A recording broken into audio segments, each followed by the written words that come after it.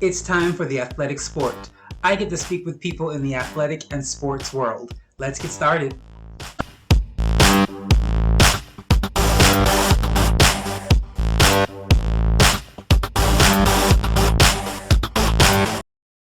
Welcome to the first episode of The Athletic Sport. I'm Casey Bell, your host, and today's athletic guest is Jim Sweeney. Let's get the show started. So when did you first discover your talent or your love or your enjoyment of sports? When I was a little kid. I grew up in Trenton, New Jersey. It seemed like I always had a ball in my hand, whether it was a basketball, a baseball, a football. I loved to kick the soccer ball around. Soccer was a big sport in Trenton growing up, and so was hockey, especially street hockey. I wasn't very good in ice hockey, but I was pretty good in street hockey because I had quick feet and quick hands. So you said you were married to basketball for a very long time. So out of those sports that you were playing, what was it about basketball that made you cling to that sport? I love the fact that it's both an individual as well as a team sport. You have to have some measure of individual talent, and you've got to be able to function properly with a team. You got to fit in. You got to know your role. You have to work well with your teammates. I love the strategy of basketball because you can have a guy that doesn't look like he's a guard, like he's overweight, he's tall. He just doesn't seem to fit the profile for a point guard. And yet he goes out there and he just dominates, or he does really well. So you just never know with basketball what a guy's game is going to be like. And I like that. I like the intrigue. I like the surprises that you get when you lace them up against guys. And I've been doing it for years now. But I love the strategy too. I like that no two players are alike. Really, no two games are alike. So you have to address each, like on an individual basis and a corporate basis. Individually, you got to find out the strengths and weaknesses, especially the weaknesses of your opponent, and then capitalize on it. And then corporately, as a team, you've got to be able to deal, with your rival. And your game may change, even though you want to always stick to your strategy, the way that you do things. If you're an up-tempo team, you just don't want to take your foot off the pedal. But some teams, they're different. Not all the teams, all the teams are different. No two are going to be alike. So I like the strategy of trying to figure out how to maximize your ability and also take advantage of the other team's weaknesses so you can beat them. Amazing. So you're in the sports world. What would you say encouraged you to actually follow your dreams in some capacity? Because there's many people who say, I would have, but this happened. I would have, but that happened. I would have, but my parents this. And they don't really go after it. So what would you say was one thing or a few things that made you say, regardless of whatever's happening in my life, regardless of how difficult this may be, I'm going to go after this dream? Well, a few things. I love to compete and I love to win. And I knew that you just didn't show up on game day and play the game. You had to prepare mentally, physically, even emotionally. And fortunately for myself, I grew up with two parents that were always supportive. My dad really wasn't an athlete. My mom never played sports at all, but they knew that sports drove me and that I love sports. It's, like we have one child. My wife and I have been married, for several decades. And our child, even though I'm an athlete, she never pursued athletics. She dabbled in it for a while, but her passion was dance, or her passion was the arts. So even though, hey, I would have liked to have seen her as a soccer player or as a swimmer or a volleyball player, she chose to be a dancer and she flourished at it. So, as a parent, you want to be able to find and identify what things your child loves and then encourage them in it and find every opportunity for them to participate that way. And I learned that from my mom and dad because my dad went to just about every one of my athletic events, whether it was a Little League game, a Babe Ruth League game, an American Legion baseball game, a club soccer team game, a high school game, almost all my college games he was at. We played primarily all over the Northeast. He'd get in his truck after working, a 9 to 5 shift or an 8-hour shift because it wasn't always 9 to 5. And he would drive to New Jersey, to New England or Rhode Island or upstate New York or Pennsylvania or Washington, D.C., just to see his kid play. And I never, ever, ever forgot that because I valued it. I didn't value it, I cherished it so much. Cool. Well, many people, even though dance is not a sport, consider dancers athletes. Absolutely. I tell that to my So, daughter all the time because she now lives in Seattle and she's been going skiing quite a bit and she never really skied. And she said, Dad, well, I'm not really athletic. I don't know how I'm going to do. I said, Kaylee, I said, you could go out there and dance for 6, 8 hours at a time. I said, of course you're athletic. You can do things like in stretch poses or, just float across the dance floor that I could only dream that I could do.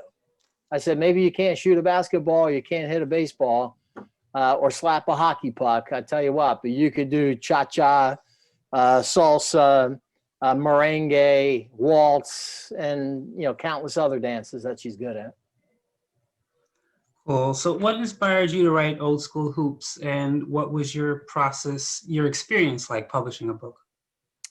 My experience, was at times it was a little challenging just because I obviously I wanted to be as fact-based as possible. And then to go back over the years to be able to expertly and accurately recall all the things, that I've done since I started playing senior basketball. I do want to clarify that Old School Hoops is my recollection of my personal journey through Masters basketball. And Masters basketball means those athletes, men 35 and older. And I'm 63 now. I still play basketball 3 times a week competitively, full court, but slowly. I'm not fooling anybody. I'm not, super athletic, but age appropriately, like in my 60 plus division or amongst 50 or 55-year-olds, I still get up and down the court and I can still take them off the dribble. I can still shoot. I can still score. But I'm not going to play against some 25-year-old guy because he's going to torch me, I'm sure, if he has any skill and athleticism whatsoever. But in 2009, I played in my first Masters basketball tournament internationally, which was in Prague in the Czech Republic. And I went there a little reluctantly with a couple of my friends. We were asked to participate on a USA team. I was 51 at the time. And me and my buddies, all 3 of us played D1. 2 of us of the 3 had played professionally, overseas. One played with the Celtics for a while. We're thinking, how good could European competition be, especially amongst older athletes?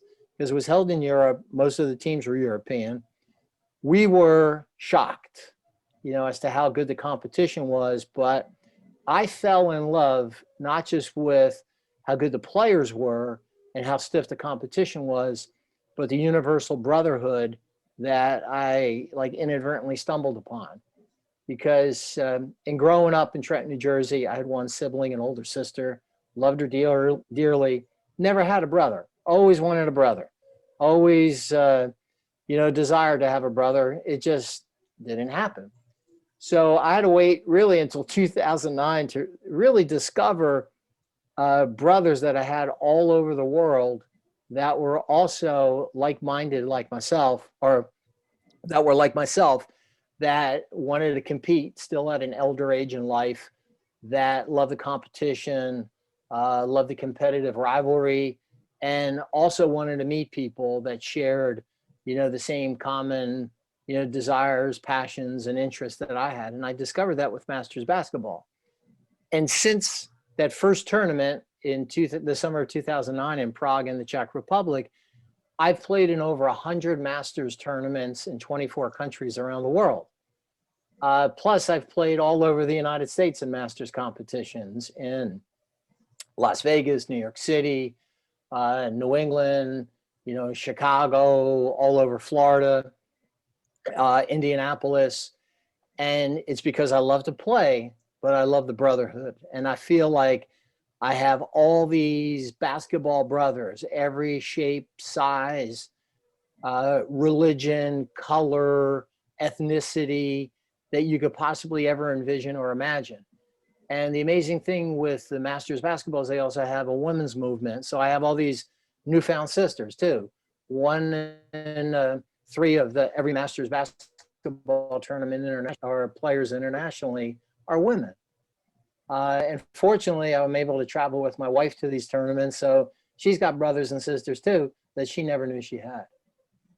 So with Old School Hoops, I've chronicled my journeys, my travel, my stories, and I break it down really into three different areas with my stories. One is the amazing destinations that I've been to. I played ball in Japan, Costa Rica, Brazil, in little countries in Europe like Moldova, Czech Republic. I played in Italy, Greece, Russia, Finland, Great Britain, Ireland. So going to these destinations, I may never have had a chance to experience them if it wasn't for my participation in Masters basketball, or what guys on the circuit call Old School Hoops. Secondly, I'm a foodie. I love to eat. I've always have a battle with weight, but I think my ego is held in rein because I want to play, I want to compete, so I don't eat as much as I probably would have. But all these different places, they have their own unique foods that you would never get here in the United States. So in the book, I chronicle all my favorite foodie experiences in international travel and in domestic travel. It's like we were talking before the show that we're both Jersey guys. You live in Little Lake Harbor. I grew up in Trenton. And when my parents were ill and I helped my sister with their care when, both of my parents were in their late 70s and 80s, I'd go up to Trenton, New Jersey, and the food there is phenomenal. You may have some other things to say, maybe not as complimentary of Trenton, because it's unfortunately experienced some sad times as of late, but the food is incredible. And it is pork roll, it's not Taylor ham in New Jersey. And it is tomato pie, it's not pizza when you come from Trenton. And cheesesteaks are better from Trenton than they are from Philadelphia. So, hey, my email is public. Anybody that's listening can send me the hate mail. So food is another area of the book that as a result of my playing ball. Now, when I go back to Trenton, I would play at the Hamilton Y. I'd play at Trenton Catholic Academy. I'd play, at a CYO center. So even though I was older at that time, in my mid to late 50s and early 60s, I would still play. I play ball everywhere I go. I don't run. I don't sail. I don't, have expensive computer or electronic equipment. I play basketball in my 60s slowly. So one of the things that doing that or experiencing that or enjoying that birthed my stories about food. And Trenton is one of the places where I highlight. I have a dedicated chapter, like 7 or 8 pages, about food in Trenton. And the third part is obviously the awesome people. And you can see that I like to talk, I like to banter, I like to joke. And, going to all these tournaments, it's like people are experiencing the father time, rewinding the clock. So you go there and you almost act like a little kid. Not that I'm saying immature or goofy or stupid, but you act like a much younger person because your spirit is elevated. And it's not from any narcotic. It's just from the fact that, hey, you're feeling great because you may be in your 40s, 50s, 60s, and they've got guys that are in their 70s that still play in their appropriate age divisions, but they're doing what they love at an advanced age in life. So I write in the book, Old School Hoops, stories of an aging baller, some of the people that I've met along my journey, some of the guys I played against, especially my teammates, who I both disparage in the first couple paragraphs of my chapter on them, and then they build them up like any good friend would, because you know what it's like in sports. Guys like to talk junk. They like to see who's more creative and audacious when it comes to talking smack. And when I could put pen to paper and articulate my smack, I was pretty good in the book. So the book is pretty funny. And the last thing about the book is it chronicles Masters basketball, its history, both in the United States and internationally. And a lot of people don't know that Masters basketball was birthed in Jacksonville, Florida by a family physician and two NBA Hall of Famers, Sam Jones, who played with the Celtics, and Artis Gilmore, who played with the Bulls and other teams. And both of those men are top 50 players of all time. So they had a vision back in the mid 80s of organizing events for older guys like myself. Back in the mid 80s, I would have been maybe too young to play. But now, I'm grateful to Artis and Sam and Dr. Bosworth for having the vision to foresee what Masters basketball has become. And in my own personal case, I have a rather unique volunteer gig. A lot of people think it's my full-time gig and I get paid for it, but I don't. I serve as the head of the United States for the largest senior basketball organization in the world. It's the largest senior sports federation in the world too. It's called FMBA, which is an acronym for Federation International Masters Basketball. We have chapters in 47 countries, and I head up the chapter in the United States, and I'm also on their International Board of the Americas.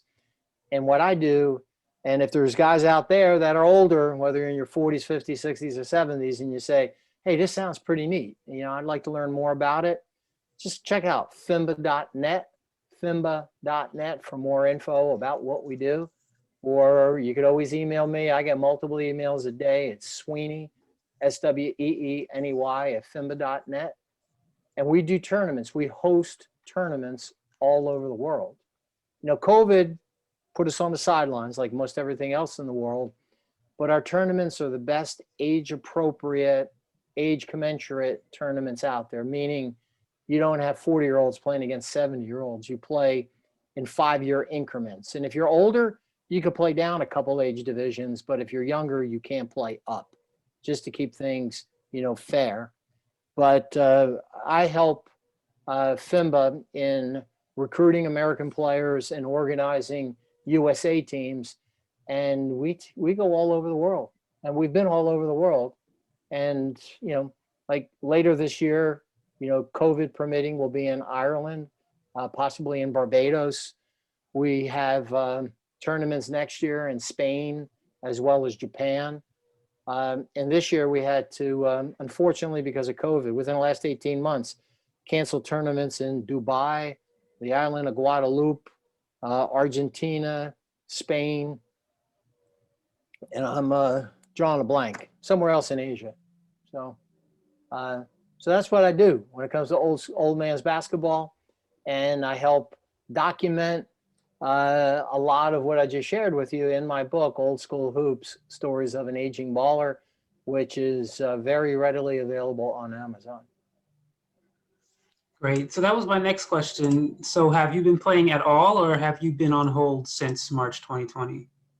No, guys have been playing, depending on the country. I was on a Zoom call about a week ago with 46 other FMBA country heads, and it was a rather lengthy call because everybody had to give their 2-minute spiel on what's happening in their country with COVID. And there's some countries like Great Britain, Germany, the Czech Republic, Russia that were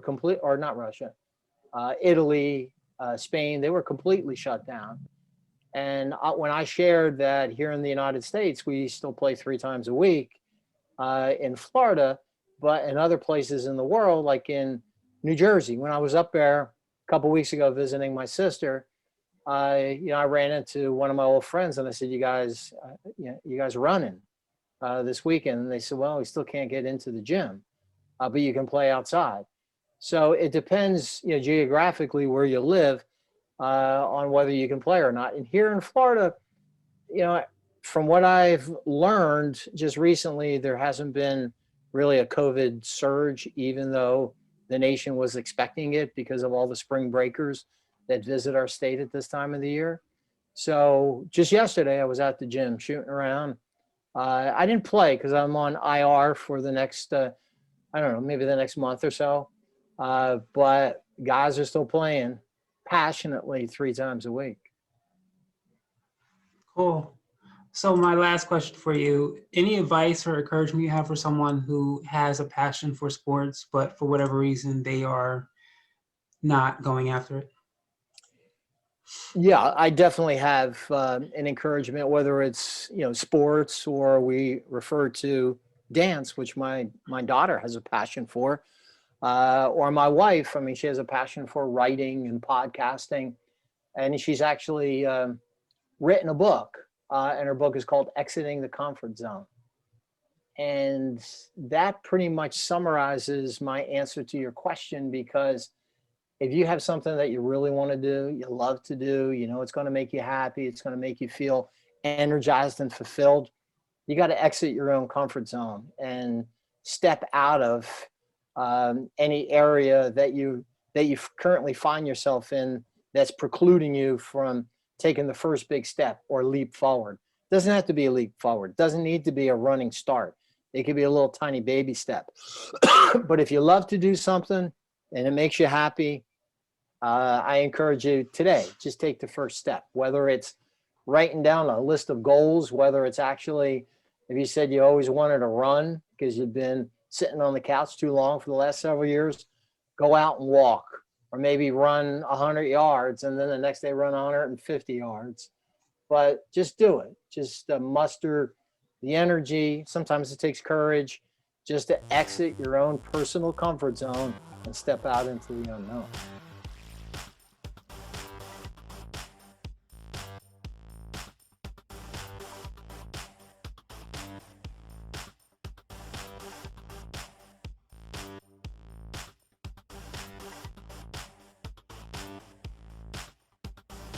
That is all the time we have for you today on The Athletic Sport. I want to thank our guest, Jim Sweeney, and you, the audience. As always, I'd like to thank you for taking the time to watch. Have a great day.